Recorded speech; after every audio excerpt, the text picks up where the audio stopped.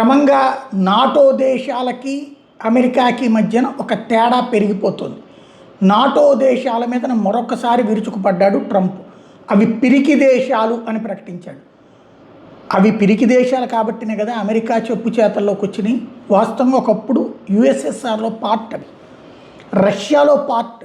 USA ఎట్లాగో United states of America, USSR United states of Soviet Russia ఒక విశాలమైనటువంటి దేశం.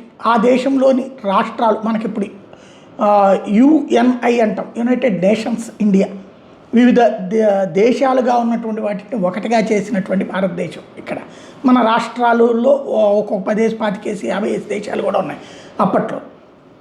అలాగా ఉన్నటువంటి యుఎస్ఎస్ఆర్ని ముక్క చెక్కలు చేసి అందులో ఉన్నటువంటి వాళ్ళందరినీ తను గొలుపుకున్నాడు.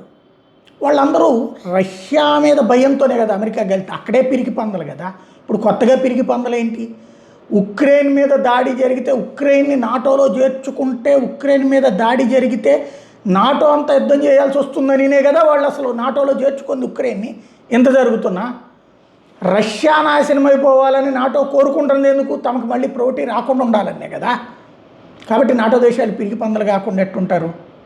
అలాంటి పిరికి పందల్ని ఈ ధైర్యవంతమైన పంద ఎట్లా అడిగాడు? మద్దతు కావాలని చెప్పేసి. యూరప్ దేశాలే దిక్కులేదు. ఒకప్పుడు నీ వెనకాల వచ్చినటువంటి బ్రిటను, కెనడా, ఆస్ట్రేలియా, ఫ్రాన్స్ ఇట్లాంటి దేశాలే చీప్ అమ్మంటున్నాయి. వాళ్ళే వణికి చూస్తున్నారు. ఎందుకు? మనకు వచ్చిన పెంట మత మూర్ఖులు ఉంటారు. డైరెక్ట్గా ఇరాన్ వచ్చి యుద్ధం చేసి మనల్ని ఓడించలేదు. కానీ ఆ దేశానికి సంబంధించినటువంటి మత పిచ్చగాళ్ళు మన దేశాల్లో కూడా ఉంటారు. వాళ్ళు ఎప్పుడు ఉన్మాదులుగా ప్రవర్తిస్తారో తెలియదు. ఇక్కడే అరాచకాలు చేయగలుగుతారు అన్నట్టు వాళ్ళ భయం. అలాంటి భయాన్ని కంట్రోల్ చేయగలిగాడా?